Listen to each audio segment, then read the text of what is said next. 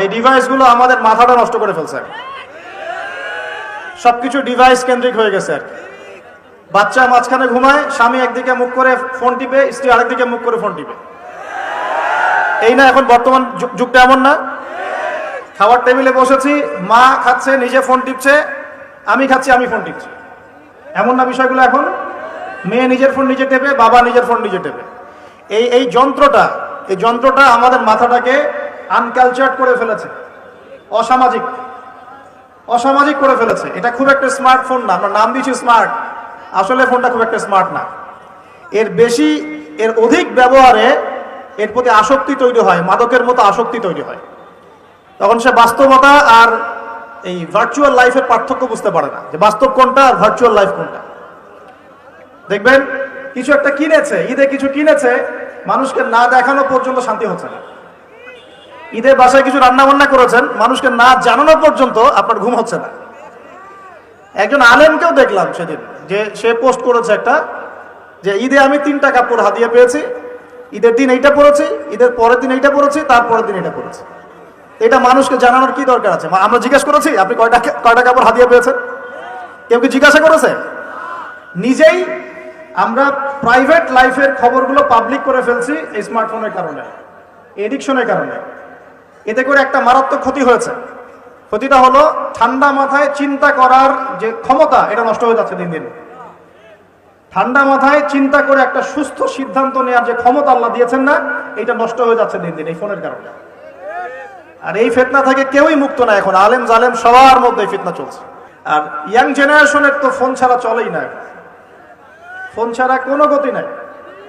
শুধু আইওয়া শোডাউন দিয়ে আর একদিনের মাহফিল দিয়ে ভাই কিচ্ছু হবে না। কথা কি খারাপ লাগছে? কিছু কথা আমার খারাপ লাগতে পারে, তবে আজকে থেকে 10 বছর পরে হলেও এর ফল বুঝবেন ইনশাআল্লাহ। কারণ প্রথম কিছু কথা বললে মানুষ গালি দেয়। যেমন 5 বছর আগে ইলেকট্রনিক মানি নিয়ে কথা বলেছিলাম, পেপার মানি নিয়ে কথা বলেছিলাম, মানুষ খুব গালি দিয়েছে। তো এখন তারাই বলছে আসলে উনি ঠিকই বলেছিল। সাদাকাতুল ফিতর দিয়েছেন না আপনারা? সাদাকাতুল ফিতর, কেউ চাল দিয়েছেন, কেউ কিশমিশ দিয়েছেন, কেউ খেজুর দিয়েছেন না, আবার কেউ টাকা দিয়েছেন, এই তো, তাই না? এটা নিয়ে একটা দ্বন্দ্ব দেখলাম অনলাইনে, যে আসলে কোনটা দিবে। কিছু মানুষ এইটা বুঝতে পারছে যে হ্যাঁ, এটা নবীজি খাদ্যদ্রব্য দিয়েছেন, আমাকেও তাই দেওয়া উচিত, আমি একদম বিশুদ্ধ সুন্নতের উপর আমল করব, এটা বুঝতে পারছে। কিন্তু নবী সাল্লাল্লাহু আলাইহি ওয়াসাল্লাম যে দিনার আর দিরহাম কারেন্সি হিসেবে ইউজ করেছেন, ওটা বুঝতে পারছেন। কথা বুঝতে পারছেন কিনা? ওই জায়গায় ধরতে পারছেন না। এখন ওইটা কিন্তু অর্থনৈতিক সুন্নত। ওটা কি সুন্নত?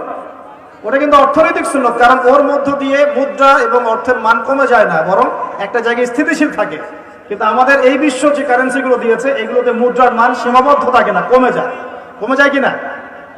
10 লাখ টাকা এখন রেখে দেন আপনার সিন্ধুকের মধ্যে, 5 বছর পর কি 10 লাখ টাকার মান 10 লাখ টাকা থাকবে? কিন্তু 10 লাখ টাকার গোল্ড আপনার কাছে আছে মনে করেন, 10 বছর পর এর মান বাড়বে না কমবে? এই জন্য আল্লাহ পাক কারেন্সি দিয়েছেন দিনার এবং দিরহাম, যেটা পৃথিবী থেকে উঠে গেছে। এখন পৃথিবী থেকে মনে করেন অনেক কিছু উঠে গেছে। ইসলামিক খেলাফত ছিল এক সময়, শব্দটা কি জানেন? এটা কি? আল্লাহ পাকের জমিনে আল্লাহর শাসন, এটা হলো খেলাফত। আল্লাহ পাকের জমিনে কার শাসন? নাকি আল্লাহর জমিনে চলবে শয়তানের শাসন? কোনটা? জমিন আল্লাহর, মানুষ আল্লাহর সৃষ্টি, সমাজ আল্লাহর সৃষ্টি, শাসন চলবে আল্লাহর, সিম্পল। আল্লাহ পাকের জমিনে আল্লাহর শাসন মানে খেলাফা। আর সারা বিশ্বের কোথাও আপনি ইসলামী খেলাফা পাচ্ছেন না। তাই বলে কি খেলাফার কনসেপ্ট উঠে গেছে? ইনশাআল্লাহ তাআলা ঈসা ইবনে মারইয়াম যখন আসবেন, আল মাহদি যখন আসবেন, আবার সারা বিশ্বে এই খেলাফতই রিস্টোর করা হবে। তাহলে এটা হলো পলিটিক্যাল সুন্নাহ। এটা কি সুন্নাহ বলেন? এটা পলিটিক্যাল সুন্নাহ। দিনার দিরহামের কথা বললাম, এটা ইকোনমিক সুন্নাহ। তো এই সুন্নাহগুলো ঠিকই বোঝেন। হাত বাঁধতে হবে কোথায়, পায়ে পা লাগবে কি লাগবে না, রফুল এদান করতে হবে কি হবে না, চাল দিয়ে দিব নাকি কিশমিশ দিব না টাকা দিব, এগুলো সুন্নাত তো মাশাআল্লাহ খুব ভালোই বোঝেন। কিন্তু পলিটিক্যাল, ইকোনমিক, সোশ্যাল সুন্নাতগুলো বুঝবেন না। এগুলো কি ইসলামের অংশ না? ইসলামের বাইরে এগুলা? তো আমি আশা করি আমাদের যুব সমাজ কোরআনকে বুকে আগলে ধরবে ইনশাআল্লাহ। পারবেন তো ভাই? আজকে যদি সারা ওয়াজের সব কথাও ভুলে যান, এই কথাটা মনে রাখেন যে আমরা কোরআনহীন জীবন যাপন করবো না ইনশাআল্লাহ। প্রত্যেকদিন কমপক্ষে 1 পারা করে হলেও কোরআন তেলাওয়াত করবো ইনশাআল্লাহ। অর্থ বুঝি চাই নাই বুঝি তেলাওয়াত করবো ইনশাআল্লাহ। তেলাওয়াত করতে করতে করতে কোরআনের প্রতি একটা মহব্বত সৃষ্টি হবে। যখন মহব্বত সৃষ্টি হবে তখন ইনশাল্লাহ আপনি অর্থ বোঝার দিকেও মনোযোগ দিবেন ইনশাল্লাহ। অর্থ বুঝতে বেশি কিছু লাগে না, আরবি ভাষাটা জানলেই হয়, আরবি ব্যাকরণটা জানলেই হয়। আমরা একসাথে 5টা ভাষা শেখার মতো মেন্টাল ক্যাপাবিলিটি রাখি, এটা সায়েন্স বলে। একটা ছোট বাচ্চা একসাথে 5টা ভাষা শেখার মতো মানসিক দক্ষতা রাখে। এবং আগের যুগে, এই যে ব্রিটিশ পিরিয়ডের আগে আমাদের বাপদাদারা যারা ছিল, তারা বাংলা, ইংরেজি, উর্দু, ফার্সি, আরবি 5টা ভাষাই জানতো না? আমাদের দাদা পরদাদাদের জেনারেশন, মানে আমি আমার জেনারেশনের কথাই বলি, তারা এসেছিল বাগদাদ থেকে এই বাংলাদেশে দিন প্রচার করতে। আমি এতটুকু শুনেছি, আমি এর বেশি কিছু জানি না। আমি আমার বাবা দাদাদের কাছে শুনেছি তারা এসেছে বাগদাদ থেকে এই ভারতীয় উপমহাদেশে দিন প্রচার করতে। তারা 5টা ল্যাঙ্গুয়েজ জানতো, বাংলা, ইংরেজি, উর্দু, ফার্সি এবং একটা কি আরবি। তো আমরা যদি এতগুলো ভাষা জানার মতো দক্ষতা রাখতে পারি, কোরআনের ভাষা আরবি শিখতে পারবো না ভাই? কারা কারা বিসিএস কোচিং করছেন হাত তোলেন দেখি। আপনি করছেন বিসিএস কোচিং? বোঝে নাই মনে হয়, এমনি হাত তুলছে আর কি। আচ্ছা, বিসিএস কোচিং কারা কারা করছেন হাত তোলেন দেখি। কেউ করছেন না? এই তো এক ভাই আছে, 2 ভাই আছে। মাস্টার্সে কারা কারা পড়ছেন হাত তোলেন দেখি। তো মাশাআল্লাহ। আইএলটিএস করেছেন কারা কারা? আইএলটিএস করেছেন কারা কারা ইংরেজিতে? আচ্ছা, কম্পিউটারের উপর কোর্স করেছেন কারা? 3 মাস 4 মাস? মাশাআল্লাহ। তো যুব উন্নয়ন প্রশিক্ষণ নিয়েছেন কারা কারা? এই যে কোর্সগুলো আপনি করেছেন 6 মাস, 1 বছর, 2 বছর, এগুলোর জন্য আপনি মেহনত করেন নাই? কথা বলেন। সকালবেলা ভোরবেলা উঠেছেন ঘুম থেকে, খেয়ে না খেয়ে পড়তে বসেছেন, আবার ইউনিভার্সিটি গিয়েছেন, আবার ক্লাস করেছেন, আবার দুপুরে খেয়ে না খেয়ে পড়তে বসেছেন, রাত্রেবেলা দেরি করে ঘুমিয়েছেন, এগুলো করেন নাই? এখন আল্লাহ পাকের নাজিল করা কিতাব আল কোরআন, এইটা শেখার জন্য 1টা বছর আরবি শিখতে পারবেন না ভাই? কথা বলেন। আরে নিয়াত তো করেন। আল্লাহ পাকের রহমত এত বেশি, আল্লাহ পাকের রহমত এত বেশি, বান্দা যখন কোনো ভালো কাজে নিয়াত করে সাথে সাথে নেকি লিখে দেওয়া হয়।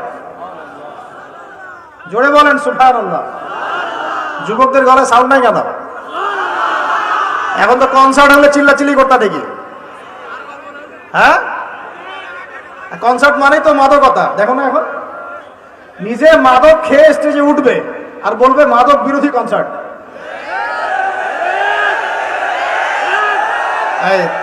রাগ করলেন নাকি? এগুলো বাস্তবতা না?